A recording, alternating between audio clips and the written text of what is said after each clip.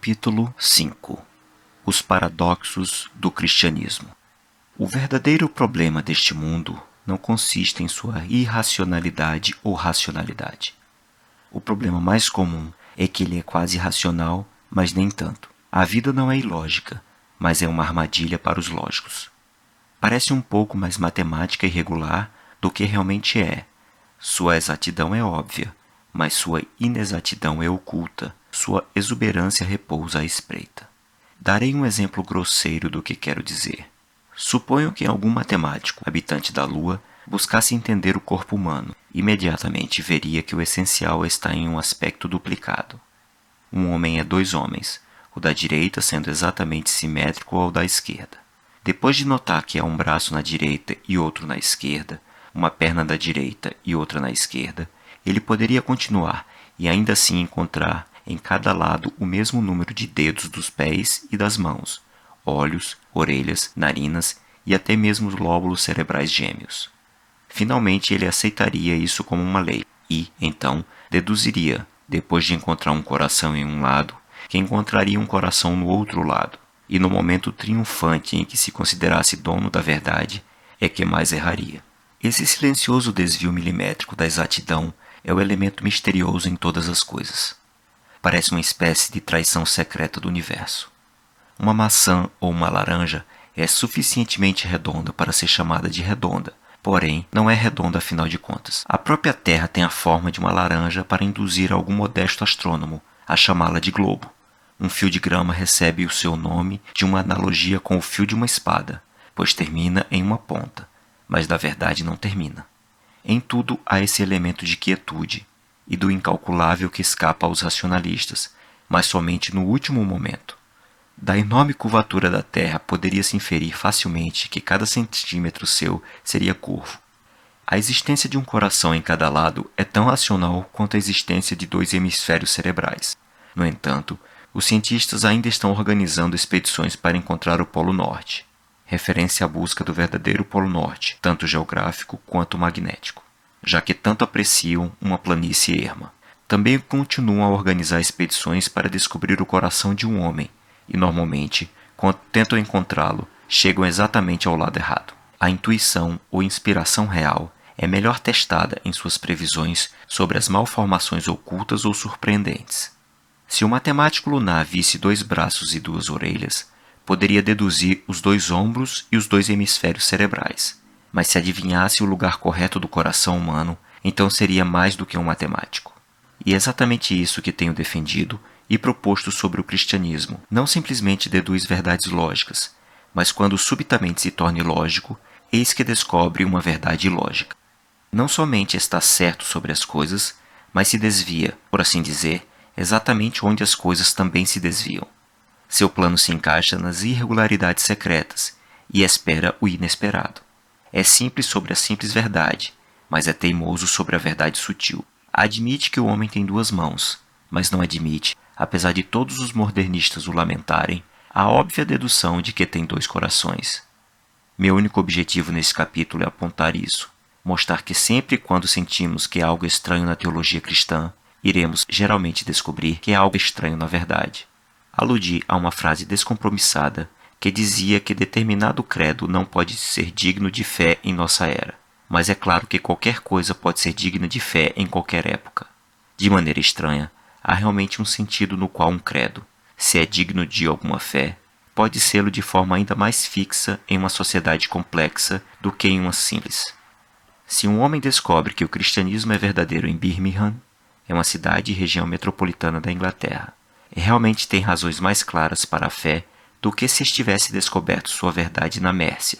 Foi um dos reinos da era anglo-saxã do Reino Unido e durou de 527 a 918. Pois quanto mais complicada é uma coincidência, menos parece ser uma coincidência. Se flocos de neve caem sob a forma, digamos, de um coração de Midlothian, coração feito com ladrilho de granito desenhado sobre o pavimento próximo à Catedral de St. Giles, em Edimburgo, na Escócia. Pode-se tratar de um acidente, mas se os flocos de neve caem no exato formato do labirinto de Hampton Court, penso que podemos gritar milagre. Famoso labirinto de Sebes, situado no palácio de Hampton Court, na capital britânica. É exatamente como um milagre desse tipo que tenho apreciado a filosofia do cristianismo. A complexidade do nosso mundo moderno prova a verdade do credo mais perfeitamente do que os problemas simples dos tempos da fé. Foi em Notting Hill e Battersea que comecei a perceber que o cristianismo era verdadeiro. Distrito do oeste de Londres, é por isso que a fé tem aquela elaboração de doutrinas e detalhes que tanto perturba aqueles que admiram o cristianismo sem nele acreditar. Pois quando o homem passa a acreditar no credo, torna-se orgulhoso de sua complexidade, como os cientistas se orgulham da complexidade da ciência por mostrar como ela é rica em descobertas. Se o credo está certo em última instância, é um elogio dizer que está certo de forma elaborada. Um graveto e uma pedra podem se encaixar num buraco por acidente, mas uma chave e uma fechadura são ambas complexas. E se uma chave se encaixa em uma fechadura, sabemos que é a chave certa. Mas essa precisão aqui implicada em nosso objeto torna muito difícil fazer o que agora preciso fazer, isto é, descrever a acumulação da verdade. É muito difícil para um homem defender algo que está inteiramente convencido. É comparativamente fácil quando ele só está parcialmente convencido, por ter encontrado provas esparsas de uma coisa, sendo então capaz de explicá-las para uma plateia. Mas um homem não está realmente convencido de uma teoria filosófica quando descobre algo que a prova. Só se convence realmente quando descobre que tudo a prova. E quanto mais razões convergentes descobre apontando essa convicção, mais perdido ficará quando lhe pedirem para resumir tudo. Dessa forma, se perguntasse subitamente a um homem de inteligência mediana: por que você prefere a civilização à selvageria? Ele olharia violentamente, objeto por objeto, e só seria capaz de murmurar: bem, há aquela estante, e o carvão dos fogões, e os pianos, e os policiais. Toda a melhor defesa da civilização está no próprio fato de que esta defesa é complexa, pois a civilização conquistou muitas coisas. Mas exatamente esta multiplicidade de provas, que deveria tornar a resposta avassaladora, torna-a impossível. Paira, portanto, sobre toda convicção plena, uma imensa espécie de impotência. A fé é tão grandiosa que o tempo necessário para a colocar em ação é longo, e essa hesitação emerge principalmente, e estranhamente, de uma indiferença quanto ao ponto de partida. Todos os caminhos levam a Roma, e essa é uma das razões porque muitos nunca lá chegam. Confesso que nesta minha defesa da convicção cristã, poderia ter começado o argumento com qualquer coisa, até mesmo com um nabo ou um táxi. Mas se desejo ser cuidadoso com a clareza de minha exposição, será, penso eu, mais sábio continuar a argumentação presente a partir do último capítulo, que se preocupou em trazer à tona a primeira dessas coincidências místicas, ou melhor, dessas ratificações místicas. Tudo o que eu vira até então de teologia cristã alienara-me dela. Era um pagão aos 12 e um agnóstico completo aos 16. Não posso compreender alguém que tenha superado os 17 sem ter feito esse questionamento tão simples. Mantive, sem dúvida, uma reverência nebulosa por uma divindade cósmica e um grande interesse histórico pelo fundador do cristianismo. Mas certamente o considerava como um homem, apesar de pensar que, mesmo naquele momento, ele tinha a vantagem sobre alguns de seus críticos modernos. Li a literatura cética e científica de meu tempo, ao menos tudo o que pude encontrar disponível em inglês, e nada mais li, isto é, não li sobre qualquer outro tipo de filosofia. Os gibis que também li seguiam realmente uma tradição saudável e heróica do cristianismo, mas naquele tempo eu não notava. Não cheguei a ler sequer uma linha de apologética cristã. Hoje busco ler o mínimo possível dela. Foram Huxley, Herbert Spencer e Brownlow que me trouxeram de volta à teologia ortodoxa. Semearam em minha mente as primeiras dúvidas violentas sobre a dúvida. Charles Broadlaw, 1833-1891, foi um ativista político e ateu inglês. Em 1880, foi eleito membro do parlamento pelo Partido Liberal. Foi parceiro de Anne Besant na Sociedade Secularista Nacional e militou pela causa do controle contraceptivo dos nascimentos. Nossas avós estavam certas quando diziam que Tom Paine e os livre-pensadores inquietavam a mente. Tom Paine, 1736-1809, foi um ativista político, filósofo e revolucionário americano nascido na Inglaterra. É um dos pais fundadores dos Estados Unidos. Suas ideias seguiram a tendência iluminista de direitos humanos universais. Envolveu-se também ativamente na Revolução Francesa, combatendo os escritos de Edmund Burke contra a Revolução. Advogava o deísmo e o fim de toda religião institucionalizada, assim como da doutrina cristã. Sim, Eles inquietaram a minha terrivelmente.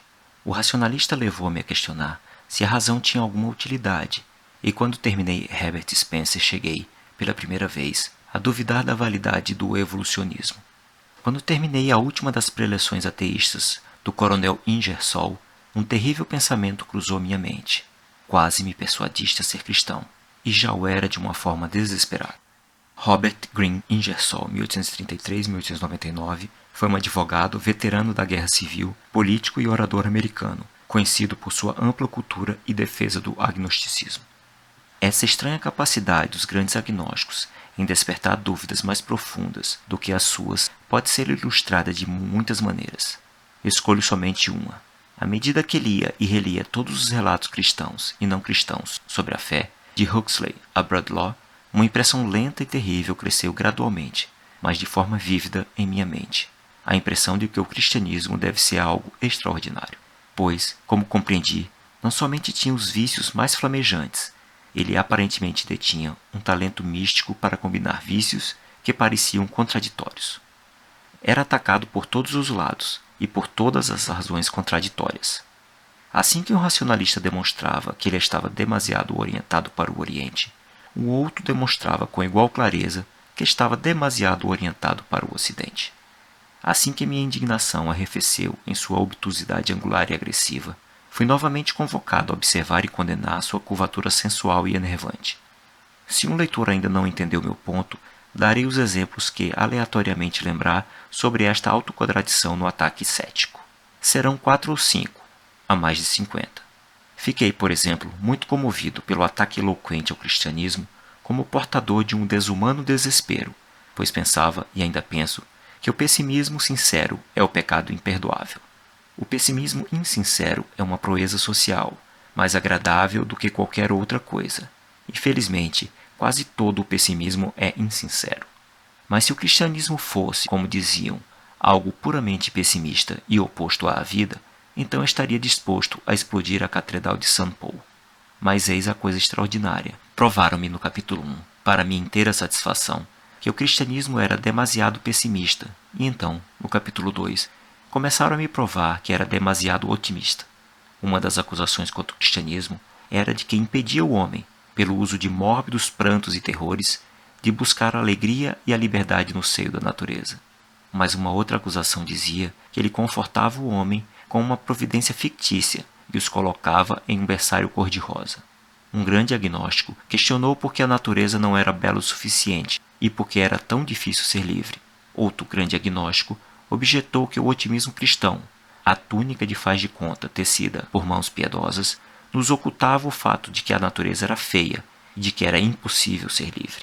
Um racionalista mal terminara de chamar o cristianismo de pesadelo, antes que outro começasse a chamá-lo de paraíso dos tolos. Isso me perturbou. As acusações pareciam inconsistentes. O cristianismo não poderia ser ao mesmo tempo uma máscara negra em um mundo branco e uma máscara branca em um mundo negro. O estado do cristão no mundo não poderia ser, ao mesmo tempo, confortável a ponto de torná-lo um covarde e desconfortável a ponto de só um tolo ser capaz de suportá-lo. Se a visão humana era por ele falsificada, deveria ser de uma forma ou de outra. Não poderia usar as lentes verdes e as rosas ao mesmo tempo. Eu tinha na ponta da língua, cheio de uma terrível alegria, como todos os jovens daquela época, as gozações que Swinburne lançou contra a tristeza do credo. Vós sois vencedor, ó pálido Galileu, o mundo envelheceu com teu sopro. Algernon Charles Swinburne, 1837-1909, foi um poeta, dramaturgo, romancista e crítico literário inglês. Escreveu sobre uma série de assuntos tabus, como o canibalismo, o antiteísmo, o lesbianismo e o sadomasoquismo. Gostava de chocar a ponto de exagerar e talvez até simular seu pretenso homossexualismo e bestialismo. Mas quando li o relato do mesmo poeta sobre o paganismo, como em Atalanta, captei que o mundo era, se isso é possível, mais cinzento antes do Galileu espalhar seu sopro. O poeta defendia de fato e de forma abstrata que a vida era negra como o breu, e ainda assim, sabe-se lá como, o cristianismo obscureceu ainda mais. O mesmo homem que denunciava o cristianismo pelo pessimismo era um pessimista.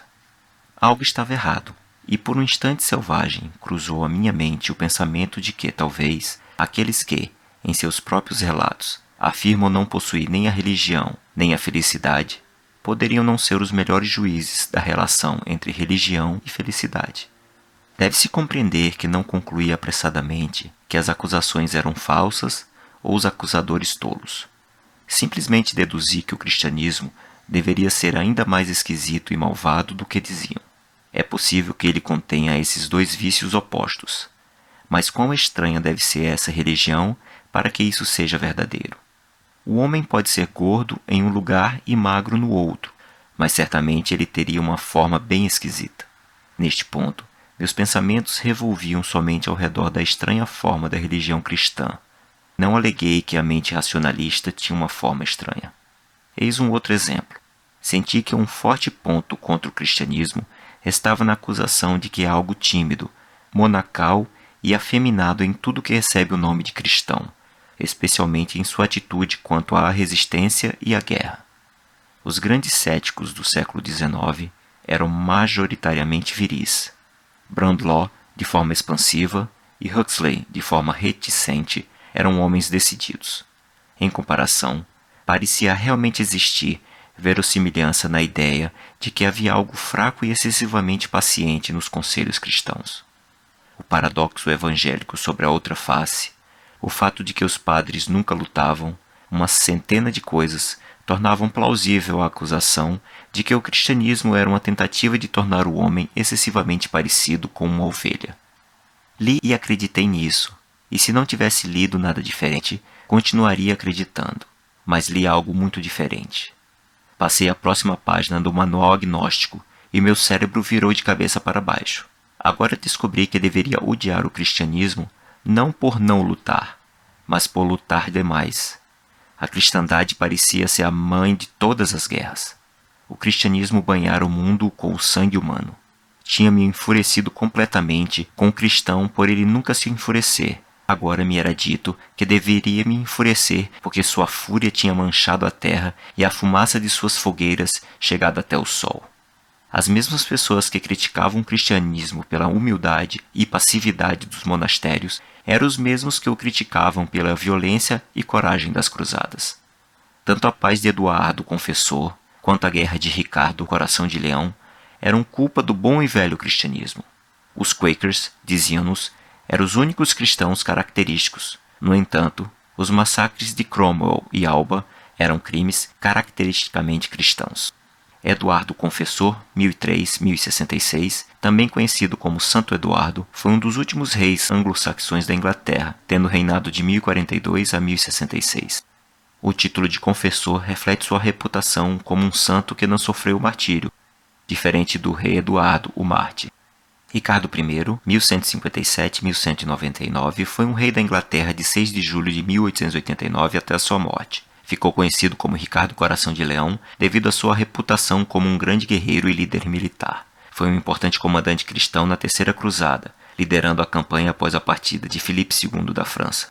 Oliver Cromwell, 1599-1658, foi um líder político e militar inglês que serviu como Lorde Protetor da Comunidade da Inglaterra, Escócia e Irlanda de 1653 até sua morte. Com a vitória das forças republicanas na Guerra Civil Inglesa, tornou-se chefe máximo da nação, Lorde Protetor. Como puritano, passou uma série de leis penais contra os católicos romanos, confiscando boa parte de suas terras e executando ações que são consideradas praticamente genocidas, inclusive o famoso massacre de Cromwell durante a conquista da Irlanda. Fernando Álvares de Toledo e Pimentel, 1507-1882, mais conhecido como o terceiro Duque de Alba, foi um nobre, general e diplomata espanhol. É considerado um dos melhores generais de sua geração e um dos maiores da história. É mais conhecido por suas ações contra a revolta holandesa, incluindo a Fúria Espanhola em Mechelen, quando, em 2 de outubro de 1572, as forças espanholas brutalmente saquearam aquela cidade. A população era majoritariamente católica e se entregou às tropas, mas ainda assim foi dada a ordem pelo Duque de Alba para 3 dias de assassinatos, estupros e saques. O que tudo isso poderia significar? O que era esse cristianismo que sempre proibia as guerras e sempre as produzia? Qual poderia ser a natureza de uma coisa que é anatematizada primeiro por não lutar e depois por sempre lutar? Em que mundo enigmático nasceram esta fúria e essa humildade monstruosas? A forma do cristianismo se tornava mais estranha a cada instante. Apresento um terceiro caso, o mais estranho de todos, pois envolve a única objeção real à fé. A religião cristã é somente uma religião. O mundo é enorme, cheio dos mais diferentes tipos humanos. O cristianismo, é razoável dizê-lo, está confinado a um povo. Começou na Palestina e praticamente parou na Europa. Impressionei-me com esse argumento em minha juventude e fui muito atraído pela doutrina frequentemente pregada nas sociedades éticas. O movimento ético ou humanismo ético é usualmente traçado a Félix Adler, 1851-1933, e é um desenvolvimento das tradições morais do secularismo do século XIX. Houve uma tendência de criação de congregações de cunho religioso sem Deus, ou qualquer noção de teísmo. Viver de acordo com os princípios éticos universais seria suficiente para o bem-estar da humanidade. A doutrina de que há uma grande igreja inconsciente de toda a humanidade, fundada sobre a onipresença da consciência humana. Os credos diziam, dividem os homens, mas a moral os une. A alma poderia buscar as terras e épocas mais remotas e estranhas, e ainda assim encontrar o senso comum ético essencial. Poderia encontrar Confúcio sobre as árvores orientais, e ele estaria a escrever não roubarás. Poderia decifrar os obscuros hieroglifos do mais primitivo deserto, e o sentido, quando decifrado, diria: os garotos devem dizer a verdade. Acreditei nessa doutrina da irmandade de todos os homens em posse de um senso moral, e ainda nela creio, além de outras coisas. E fiquei completamente irritado com o cristianismo por sugerir, como supus, que eras e impérios inteiros tinham escapado inteiramente da luz da justiça e da razão. Mas então descobri algo surpreendente. As mesmas pessoas que diziam que a humanidade era uma única igreja de Platão a Emerson eram exatamente aquelas que diziam que a moralidade tinha mudado totalmente, que o que era certo em uma época se tornava errado em outra. Ralph Waldo Emerson, 1803-1882, foi um ensaísta e poeta americano que liderou o movimento transcendentalista do meio do século XIX. Afastou-se das crenças sociais e religiosas reinantes em sua filosofia do transcendentalismo de 1836. Defendia a liberdade individual e tinha uma visão do mundo panteísta, na qual era impossível realmente separar Deus do mundo. Se clamava, por exemplo, por um altar, era-me dito que não precisávamos de um, pois os homens, nossos irmãos, davam-nos oráculos claros e um só credo em seus costumes e ideais universais. Mas se apontasse calmamente que um dos costumes universais dos homens era ter um altar, então meus professores agnósticos abriam o jogo e diziam que os homens sempre estiveram nas trevas e nas superstições dos selvagens. Descobri que sua zombaria diária contra o cristianismo consistia em dizer que ele era a luz de um povo e que deixara todos os outros nas trevas. Mas também descobri que se vangloriavam especialmente de que a ciência e o progresso eram a descoberta de um só povo e que todos os outros pereceram nas trevas. Seu principal insulto ao cristianismo era na verdade seu principal elogio a si mesmos, e parecia haver uma estranha injustiça nessa relativa insistência sobre as duas coisas. Quando vemos um pagão ou um agnóstico, devemos nos lembrar que todos os homens têm uma religião. Quando vemos um místico ou espiritualista, devemos somente apontar as religiões absurdas que o homem já teve. Poderíamos confiar na ética de Epicuro, pois a ética nunca mudou. Mas não devemos confiar na ética de Bossuet. Epicuro, 341-270 a.C., foi um filósofo grego antigo que fundou o epicurismo. Para ele, o objetivo da filosofia era atingir uma vida tranquila e feliz, caracterizada pela ataraxia, ou a paz e libertação de todo medo. Suas crenças centrais eram: o prazer e a dor seriam as medidas do bem e do mal. A morte seria o fim tanto do corpo quanto da alma. Os deuses são indiferentes aos homens e não punem nem recompensam. O universo é infinito e eterno, e tudo no mundo pode ser enfim explicado pelos movimentos e interações de átomos que se movem no espaço vazio. Jacques-Béguin Liniel Bossuet, 1627-1704, foi um bispo e teólogo francês, reconhecido pelos seus grandes sermões e conferências. Era um árduo defensor do absolutismo político e do direito divino dos reis. Sua obra Discurso sobre a História Universal é considerada por muitos católicos como uma espécie de segunda edição da Cidade de Deus de Santo Agostinho. Pois a ética mudou. Mudou em 200 anos, mas não em 2000. Isso começou a ser alarmante. Parecia não tanto que o cristianismo era mau o suficiente para incluir quaisquer vícios, mas sim que qualquer porrete era bom o suficiente para atacar o cristianismo. Novamente, o que poderia ser essa coisa surpreendente que as pessoas estavam tão ansiosas para contradizer, a ponto de não se preocuparem com sua autocontradição? Vi a mesma coisa por todos os lados. Não posso conceder mais espaço para uma discussão em detalhe, mas, a fim de que não suponham que escolhi injustamente 3 casos acidentais, irei passar brevemente por mais casos. Alguns céticos escreveram, por exemplo, que o grande crime do cristianismo fora seu ataque à família. Tinha arrastado a mulher para a solidão e a contemplação do claustro, longe de seus lares e suas crianças. Mas então, outros céticos, um pouco mais avançados, disseram que o grande crime do cristianismo foi o de nos impingir a família e o casamento, condenar a mulher à labuta de seus lares e suas crianças, proibindo-lhes a solidão e a contemplação.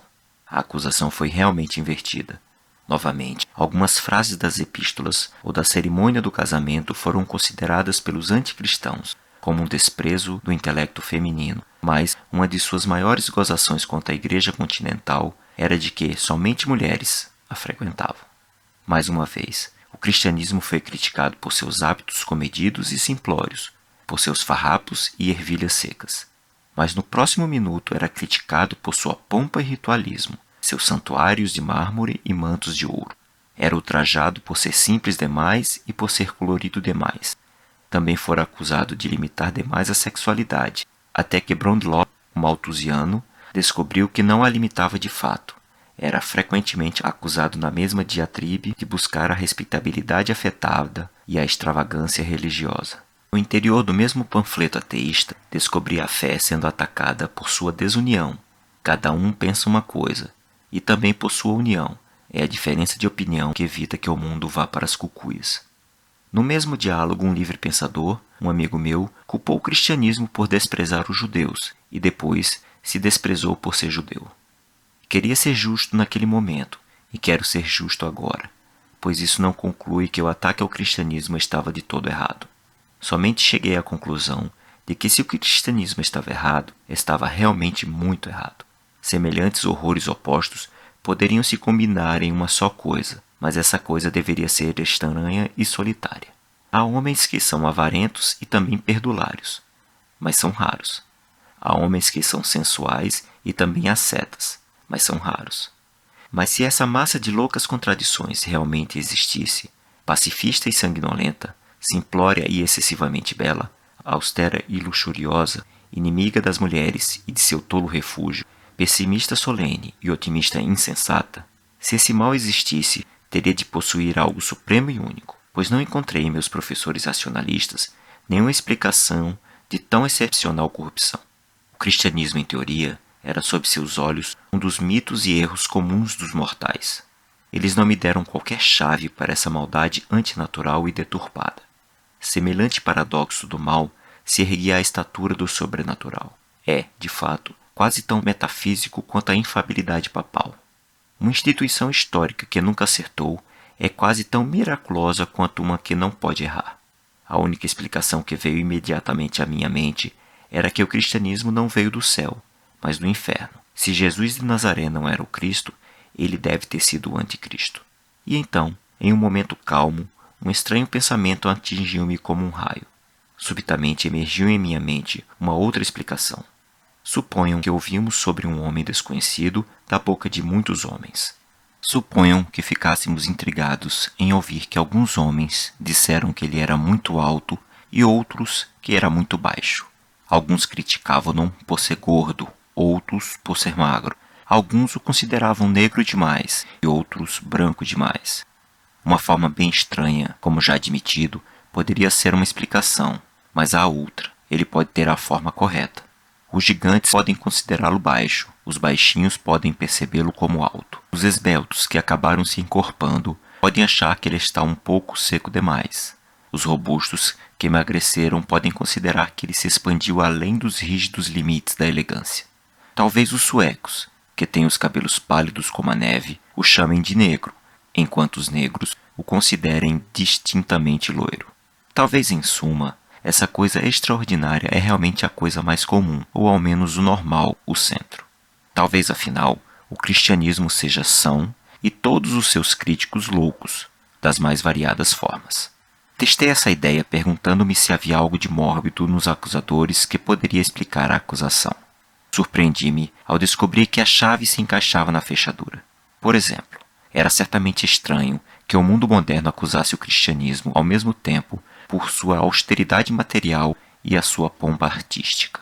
Mas também era estranho, muito estranho, que o próprio mundo moderno combinasse a extrema luxúria material com a extrema ausência de pompa artística. O homem moderno acreditava que as vestes de Becket eram ricas demais e suas refeições pobres demais. Thomas Becket foi arcebispo de Canterbury de 1662 a 1170. É venerado como santo e mártir tanto da Igreja Católica quanto da Igreja Anglicana.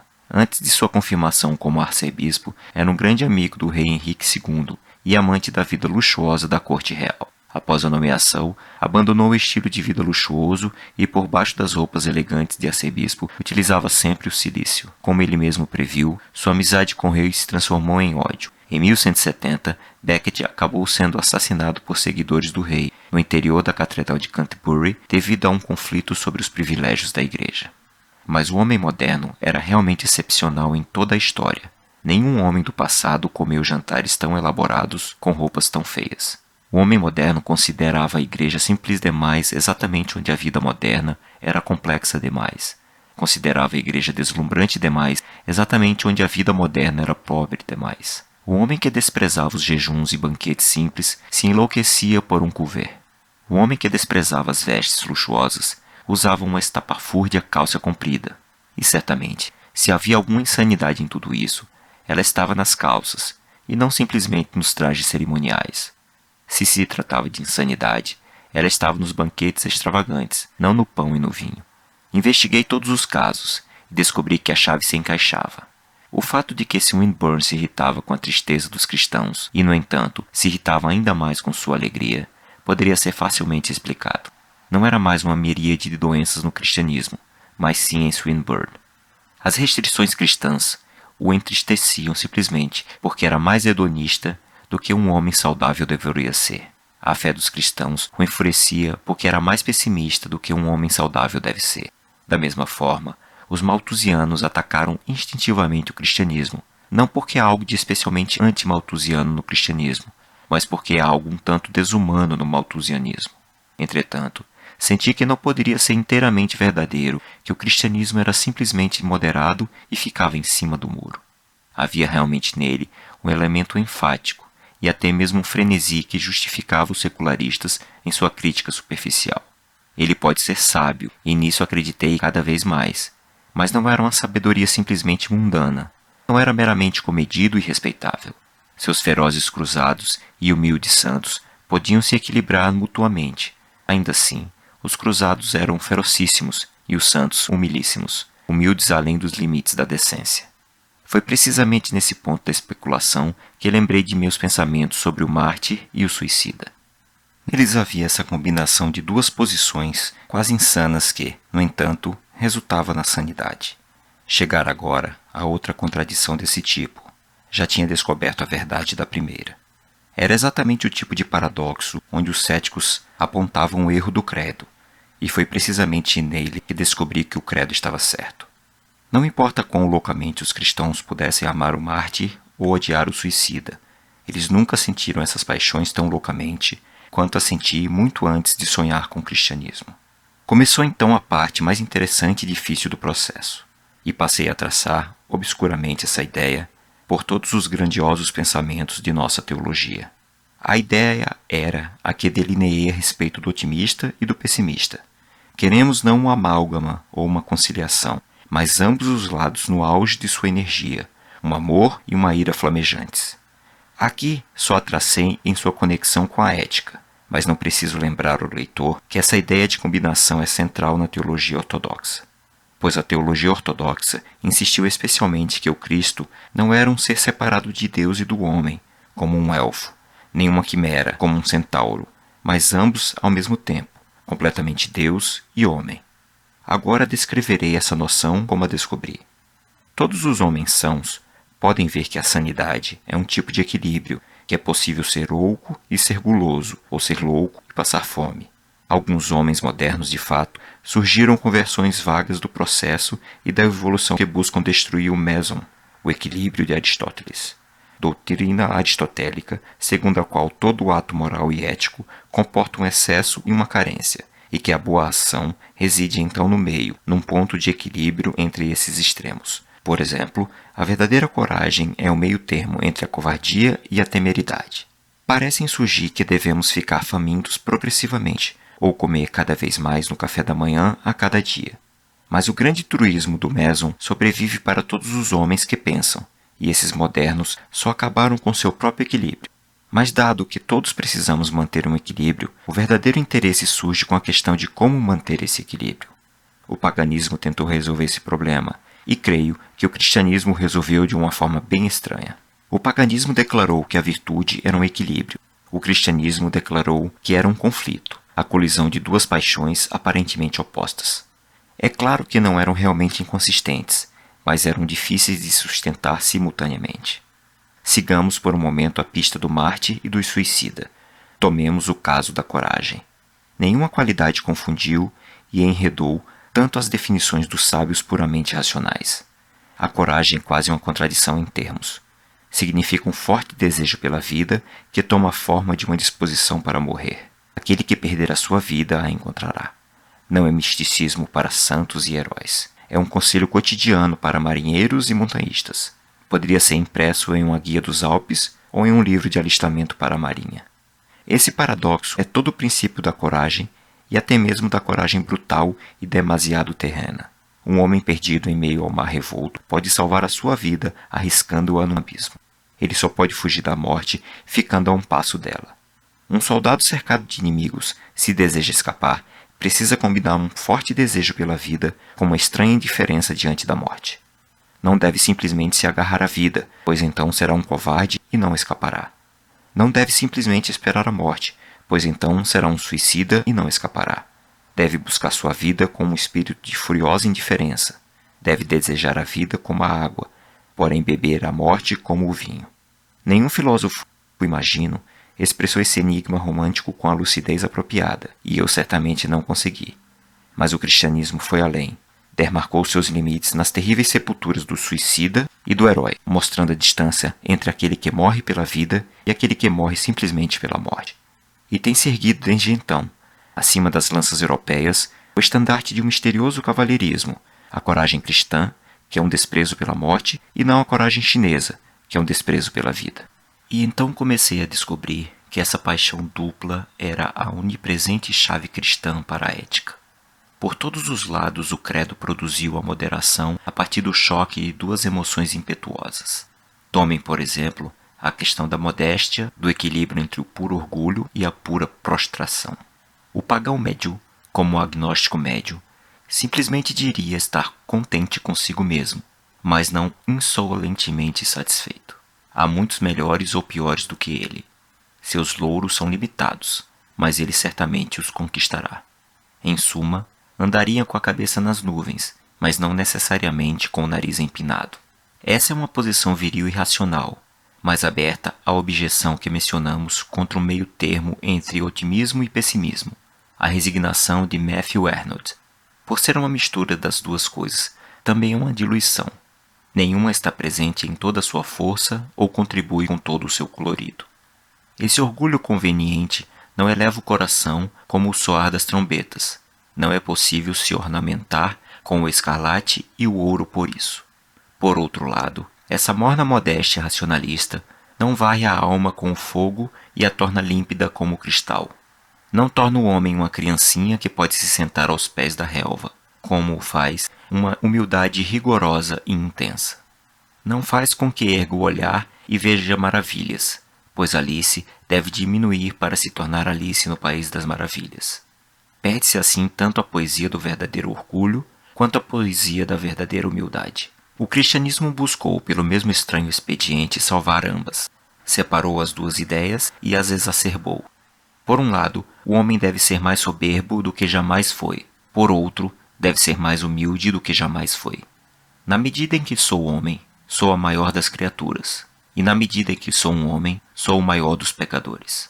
Toda a humildade que significava pessimismo, que significava que o homem tomava uma perspectiva mesquinha ou vaga de todo o seu destino, tudo isso deveria desaparecer.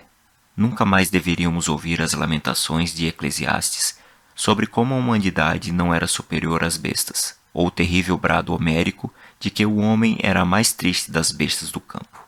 O homem era uma estátua de Deus a caminhar pelo jardim.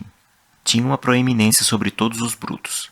Não era triste por ser uma besta, mas por ser um Deus estilhaçado. Os gregos diziam que os homens rastejavam sobre a terra, como que se lhe agarrando. Agora o homem deveria caminhar sobre a terra para dominá-la. O cristianismo pensou a dignidade humana como algo que só poderia ser expresso em coroas que irradiassem como o sol e em leques como plumas de pavão. E eis a maravilha. Ao mesmo tempo podia sustentar um pensamento sobre a abjeta pequenez do homem, que só poderia ser manifestada no jejum e numa fantástica submissão, nas cinzas de São Domingos e na lividez de São Bernardo. São Domingos, 1170-1221, foi um padre de Castilha e fundador da Ordem Dominicana. A ordem foi fundada pela percepção de que era preciso um novo tipo de organização para as crescentes cidades da época, que combinasse a educação sistemática com uma flexibilidade organizacional inexistente nas antigas ordens monásticas e no clero secular. Atribui-se à pregação de São Domingos a disseminação do rosário. É associado erroneamente à Inquisição, que apesar de ter falecido em 1221 e o primeiro escritório da Inquisição em sua região só ter sido estabelecido em 1231. É verdade que muitos dominicanos posteriores se tornaram inquisidores, mas a associação com São Domingos é apócrifa e mais uma das mentiras e imagens lendárias da lenda negra da Idade Média. São Bernardo de Clairvaux, 1090 a 1153, foi um abade francês e o primeiro reformador da ordem cisterciense. Em 1128, traçou as linhas da regra dos cavaleiros templários, que logo se tornaria o ideal de nobreza cristã. Encerrou praticamente sozinho um cisma dentro da igreja e combateu avidamente as heresias que pululavam no sul da França. Foi convocado pelo Papa para pregar a Segunda Cruzada e passou os últimos anos de sua vida entristecido pelo fracasso desta, que foi inteiramente lançado em suas costas. Em 1830, o Papa Pio VIII concedeu a São Bernardo o título de doutor da Igreja. No que dizia respeito ao pensamento sobre seu próprio ego, havia espaço e vazio suficiente para todo tipo de abnegação lúgubre e verdade amarga. Nele o cavalheiro poderia se entregar desde que perdesse o seu próprio ego. Havia um campo aberto para o pessimista exultante, que ele diga o que quiser contra si mesmo, desde que não blasfeme o objetivo original de seu ser, que se proclame um tolo e até mesmo um tolo condenado, apesar disto ser calvinista, mas não deve dizer que não vale a pena salvar os tolos. Não deve dizer que um homem, como homem, pode não ter valor algum. Em suma, o cristianismo superou a dificuldade de se combinar dois opostos furiosos, mantendo ambos e mantendo-os furiosos. A Igreja foi positiva em ambos os pontos. Não há limite para o desprezo de si, mas também não há limite para o louvor à sua própria alma. Tome um outro exemplo. A complicada questão da caridade, que alguns idealistas pouco caridosos parecem pensar ser simples. A caridade é um paradoxo, como a modéstia e a coragem. Dito de forma direta, a caridade certamente significa uma de duas coisas: perdoar atos imperdoáveis ou amar os que não são amáveis. Mas se nos perguntarmos, como fizemos no caso do orgulho, o que um pagão sensível pensaria sobre tal assunto, provavelmente começaríamos do fundo do problema. Um pagão sensível diria que há algumas pessoas que são perdoáveis e outras que não. Pode-se rir de um escravo que roubou vinho, mas um escravo que traiu seu benfeitor pode ser assassinado e amaldiçoado mesmo depois de morto. Se o ato era perdoável, o homem era perdoável. E repito, isso é racional e até mesmo restaurador, mas é uma diluição. Não deixa qualquer espaço para o puro horror da injustiça, tal como é belo de se ver nos inocentes. E não deixa lugar para a simples ternura de um homem com um outro, em que consiste todo o fascínio dos caridosos. E o cristianismo aparece aqui da mesma forma que em outras questões. Surge de forma surpreendente como uma espada e separa uma coisa da outra. Separa o crime do criminoso. O criminoso deve ser perdoado 70 vezes 7. O crime nunca deve ser perdoado. Não é suficiente que escravos que roubaram vinho inspirem um pouco de raiva e um pouco de bondade. Devemos nos enfurecer muito mais com o roubo, porém sermos muito mais bondosos com os ladrões do que antes. Havia espaço para que a ira e o amor se tornassem furiosos. E quanto mais considerei o cristianismo, mais descobri que, Apesar de ter estabelecido um mando e uma ordem, o principal objetivo dessa ordem era permitir que as coisas boas se tornassem fortes e vigorosas. As liberdades mentais e emocionais não são tão simples quanto parecem. Realmente exigem um equilíbrio quase tão cuidadoso das leis e circunstâncias quanto a liberdade política e social. O anarquista estético comum, que busca tudo perceber livremente, se vê preso em última instância a um paradoxo que impede a sua percepção de qualquer coisa. Ele foge dos limites do lar para seguir a poesia, mas ao deixar de entender os limites do lar, não mais entende a Odisseia. Está livre dos preconceitos nacionais e longe do patriotismo, mas ao estar distante do patriotismo, está distante de Henrique V.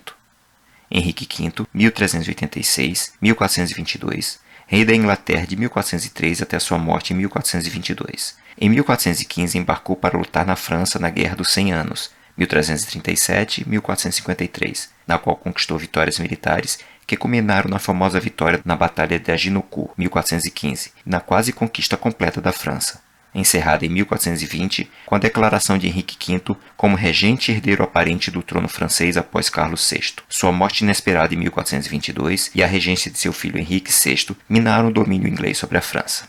Semelhante homem literário está simplesmente distante de toda literatura. É mais prisioneiro que qualquer fanático.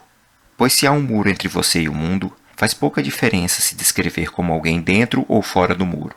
O que desejamos não é a universalidade que está longe de todos os sentimentos normais. Queremos a universalidade que se aproxima de todos os sentimentos normais. Faz toda a diferença estar livre deles, como um homem livre está da prisão, e estar livre deles, como um homem está fora de uma cidade. Estou livre do castelo de Windsor, isto é, não estou forçosamente detido dele, mas não estou de forma alguma liberto da presença daquele prédio. Como um homem pode estar quase livre de certas emoções refinadas, mas ser capaz de equilibrá-las abertamente, sem erro e sem quebras? Foi essa a realização do paradoxo cristão das paixões paralelas. Com a aceitação do dogma primário da guerra entre o divino e o diabólico, da revolta e ruína do mundo, o seu otimismo e pessimismo, como a poesia pura e simples, podem se desatar como as cataratas. São Francisco, ao louvar todo o bem, poderia ser um otimista mais clamoroso que Walt Whitman. São Jerônimo, ao denunciar todo o mal, poderia pintar o mundo mais negro que Schopenhauer. Walt Whitman, 1819-1892, poeta, ensaísta e jornalista americano, é usualmente chamado de pai do verso livre e teve alguns livros considerados controversos em seu tempo pela apresentação crua da sexualidade. Sua obra foi importante na juventude de Chesterton. O otimista de Whitman era um antídoto contra a atmosfera decadente e pessimista da Inglaterra da época.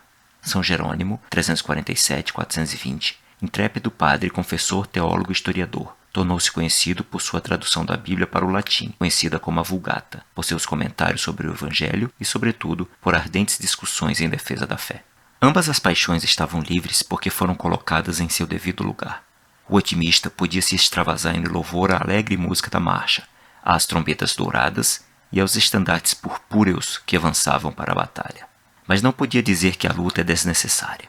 O pessimista poderia esboçar, da forma mais sombria que quisesse, as marchas mais repugnantes e as feridas mais sangrentas. Mas não podia dizer que é uma luta perdida. E o mesmo se dá com todos os problemas morais, com o orgulho, com o protesto, com a compaixão.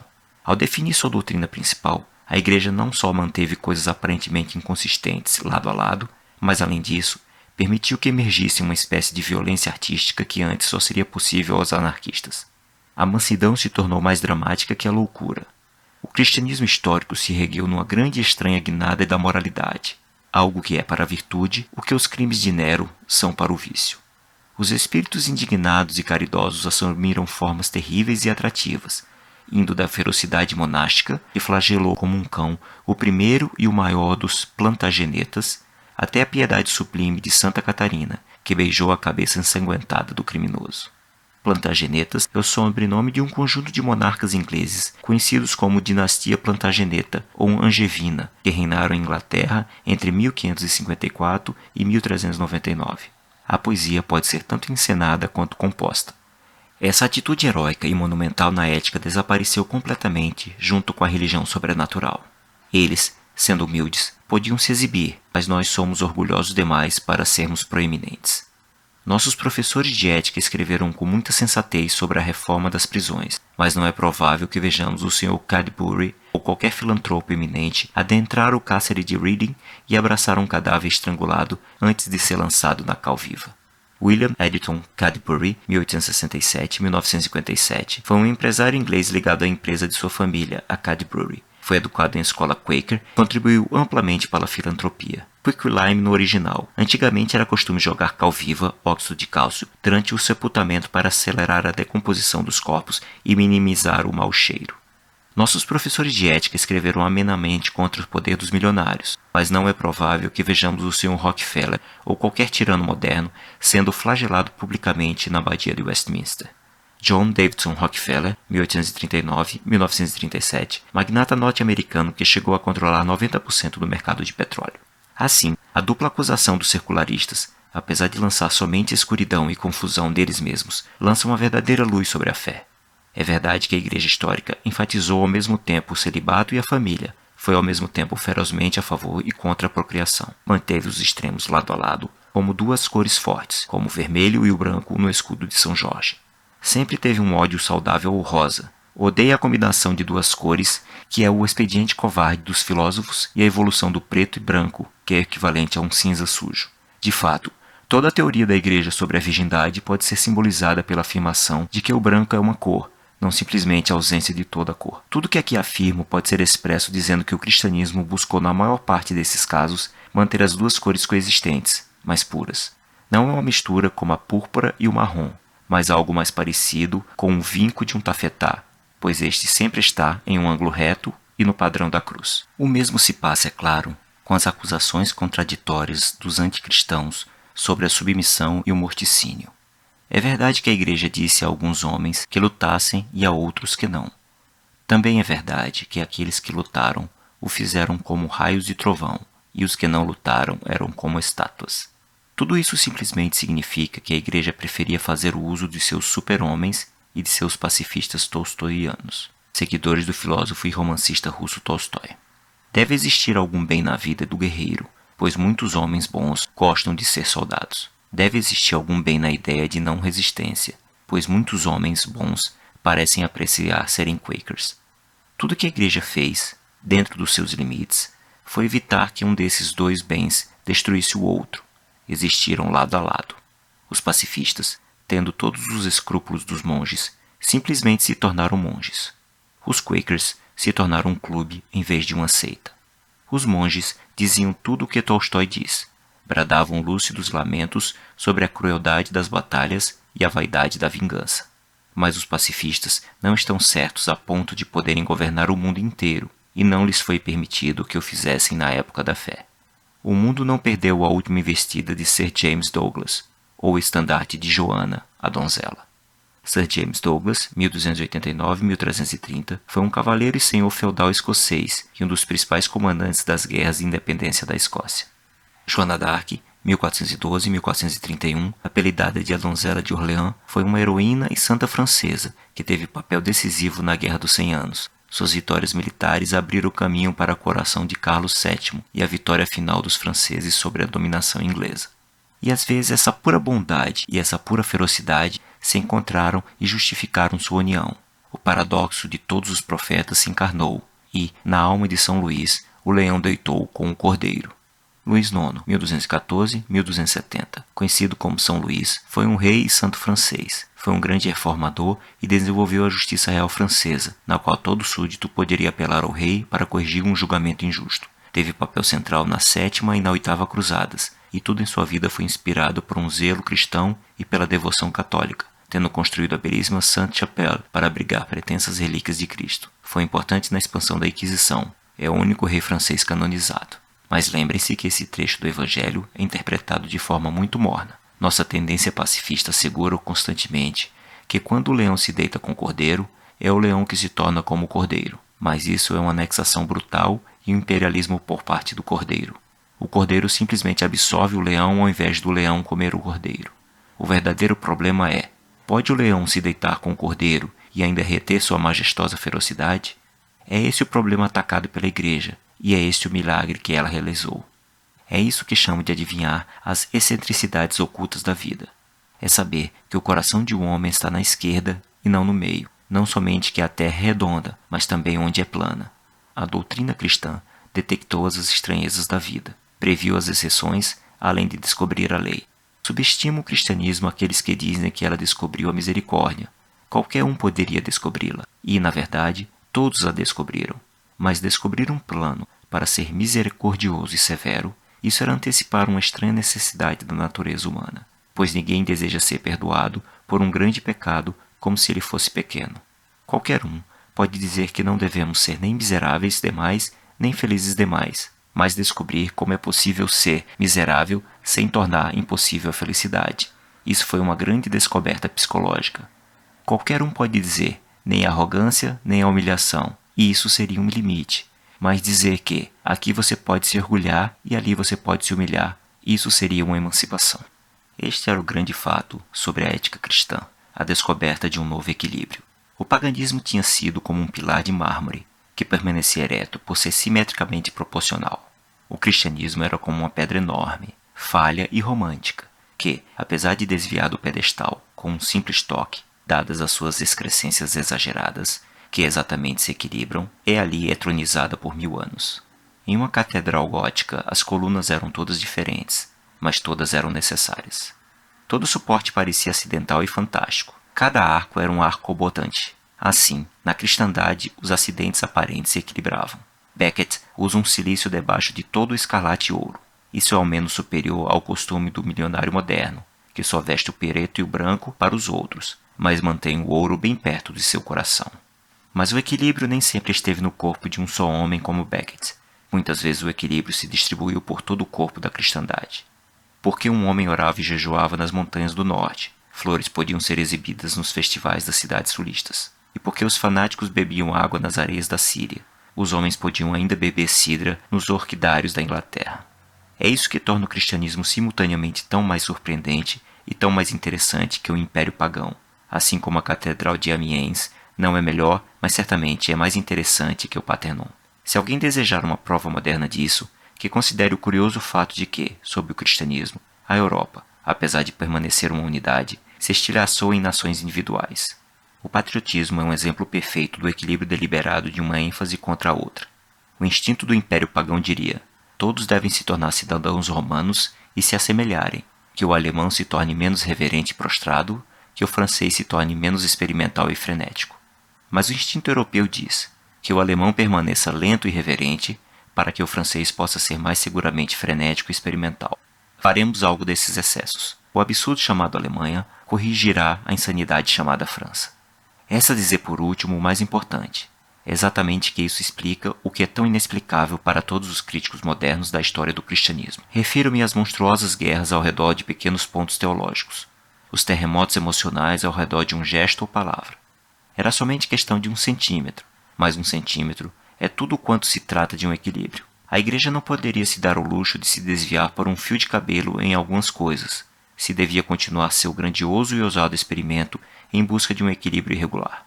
Se uma ideia se tornasse menos poderosa, uma outra se tornaria excessivamente poderosa.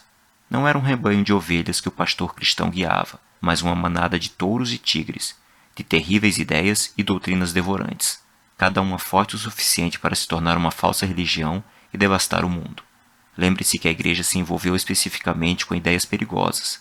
Ela era uma domadora de leões. A ideia do nascimento pelo Espírito Santo, da morte de um ser divino, do perdão dos pecados, da realização das profecias, são ideias que, como todos podem ver, só precisam de um toque para se tornarem algo blasfemo ou feroz. O menor elo foi despedaçado pelos artífices do Mediterrâneo, e o leão do pessimismo ancestral partiu seus grilhões nas florestas esquecidas do norte. Dessas equalizações teológicas deverei falar posteriormente. Aqui é suficiente notar que se algum pequeno erro fosse feito na doutrina, grandes equívocos sobre a felicidade humana poderiam se espalhar. Uma sentença erroneamente construída sobre a natureza do simbolismo teria espatifado todas as melhores estátuas da Europa. Um pequeno lapso nas definições poderia acabar com todas as danças e as árvores de Natal ou quebrar todos os ovos de Páscoa. As doutrinas deveriam ser definidas dentro de limites rígidos, mesmo que fosse para que o homem pudesse desfrutar as liberdades humanas mais gerais. A igreja precisava ser cuidadosa para que o mundo pudesse ser despreocupado. Esse é o romance excitante da ortodoxia. As pessoas caíram no tolo hábito de falar da ortodoxia como algo pesado, monótono e seguro. Mas nunca existiu algo tão perigoso ou tão excitante quanto a ortodoxia. Era a sanidade. E ser são é mais dramático do que ser louco. Era o equilíbrio de um homem em uma biga, com cavalos que avançavam violentamente e que parecem pender suas cabeças para um lado e se desviar para o outro, e que, entretanto, apresenta em cada atitude a graça da estatuária e a precisão da aritmética. A igreja em seus primórdios se adornou com ideias que tinham a bravura e a velocidade dos corcéis de guerra, mas seria completamente anti-histórico dizer que ela meramente seguiu violentamente uma ideia, como em um fanatismo vulgar. Ela se desviava para a esquerda e para a direita na exata medida necessária para evitar obstáculos enormes. Deixou para trás o imenso rochedo do arianismo, sustentado por todos os poderes mundanos para tornar o cristianismo demasiado mundano.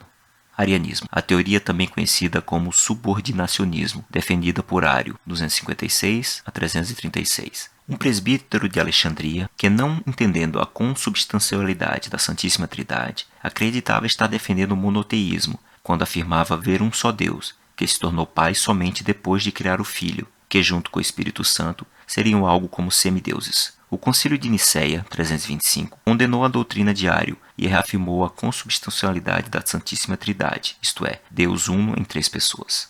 No próximo instante já estaria se desviado em um orientalismo que a teria tornado demasiado transcendente. A Igreja Ortodoxa nunca tomou um caminho domesticado ou aceitou as convenções. Nunca foi respeitável. Teria sido mais fácil aceitar o poder terreno dos arianos, ter caído no abismo sem fim da predestinação junto ao calvinismo do século XVII. É fácil ser louco e herético. É sempre fácil deixar que o espírito da época prevaleça. O difícil é ir contra ele. Também é sempre fácil ser modernista, tão simples quanto ser um snob. Teria sido simples cair em uma dessas armadilhas abertas do erro e do exagero, que moda após moda e seita após seita colocam-se no meio da trajetória histórica da cristandade. É sempre simples cair. Há uma infinidade de ângulos para a queda e somente um para o equilíbrio vertical. Ter caído em algumas das novidades do gnosticismo à ciência cristã teria sido de fato óbvio e lânguido. Os gnósticos mantêm desde a antiguidade uma crença comum, que assume diversas formas, segundo a qual o mundo material foi criado por uma emanação do Deus superior, que prendeu a fagulha divina no corpo humano. O conhecimento dessa fagulha poderia ser então nos libertar da prisão corpórea. Ciência cristã foi desenvolvida no século XIX por Mary Baker Eddy, que argumentava que a doença é uma ilusão que só pode ser corrigida pela oração. Seus membros defendem uma forma radical de idealismo filosófico, acreditando que a realidade é puramente espiritual e o mundo material uma ilusão. Mas evitar todas elas tem sido uma aventura alucinante, e em minha visão a carruagem celeste voa como o trovão pelas eras, deixando as tolas heresias prostradas e dispersas, enquanto a poderosa verdade permanece de pé, mesmo que abalada.